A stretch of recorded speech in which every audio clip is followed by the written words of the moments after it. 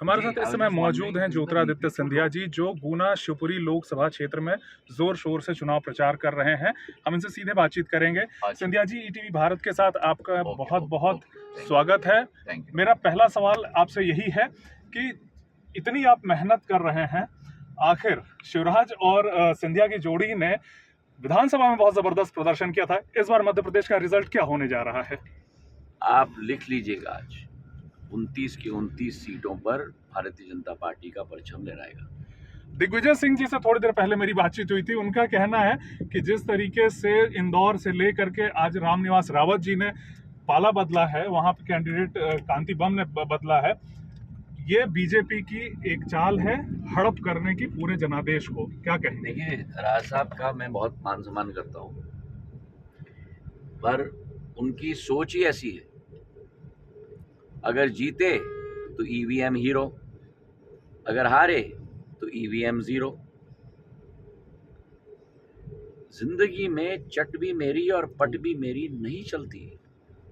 आज जो कांग्रेस पार्टी पूरे हर तरीके से बैंकरप्ट हो चुकी है, विचारधारा में बैंकरप्ट है, मानव संसाधन में बैंकरप्ट है।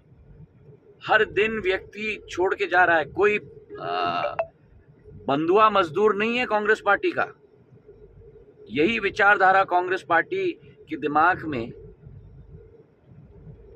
जो गलत विचारधारा है कि आप मेरे बंधुआ मजदूर हो, मैंने आपको ये दिया, मैंने आपको वो दिया, पार्टी ने ये आपको दिया। अरे भैया, पार्टी बनती है केवल लोगों के साथ जो पार्टी के साथ जुड़ी है। किसी भी संस्था में उस संस्था का मानव संसाधन उस संस्था को बनाता है, न कि वो संस्था अपने मानव संसाधन को बनाती है। हर दिन आप और हम पढ़ रहे हैं, कोई ना कोई छोड़ के जा रहा है। अब अरविंद लवली जी चले गए दिल्ली में, आज मेरे पुराने रामनिवास जी वापस आ गए हैं बीजेपी में। मतलब कि कांग्रेस पार्टी पूर्ण रूप से खोखली हो गई है, अंदर से दीमक ने खा लिया है, और कांग्रेस का नेतृत्व ही अपने आप कांग्रेस को नेतृत्वहीन कर रहा है। बस एक लास्ट सवाल मेरा आपसे। भ्रष्टाचार का आरोप लगाते हुए कांग्रेस लगातार निशाना साध रही है कि भ्रष्टाचार को छुपाने के लिए बीजेपी के नेता, चाहे वो प्राइम मिनिस्टर हो, राम मंदिर का मुद्दा उठा रहे हैं। इस पे क्या कहेंगे? कांग्रेस भूल गई अपनी भ्रष्टाचार का रिकॉर्ड।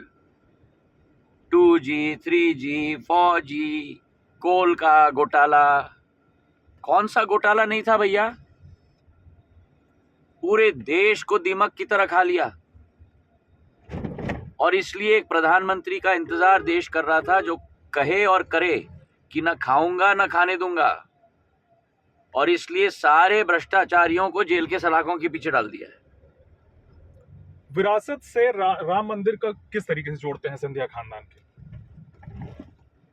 देखिए, सिंधिया परिवार ने सदैव देश की एकता और अखंडता के लिए लड़ाई लड़ी है।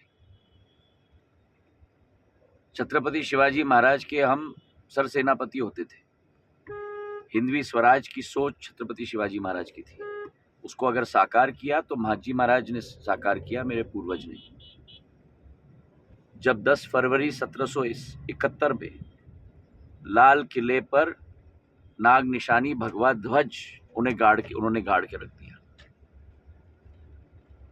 सोच और विचारधारा सदैव रही है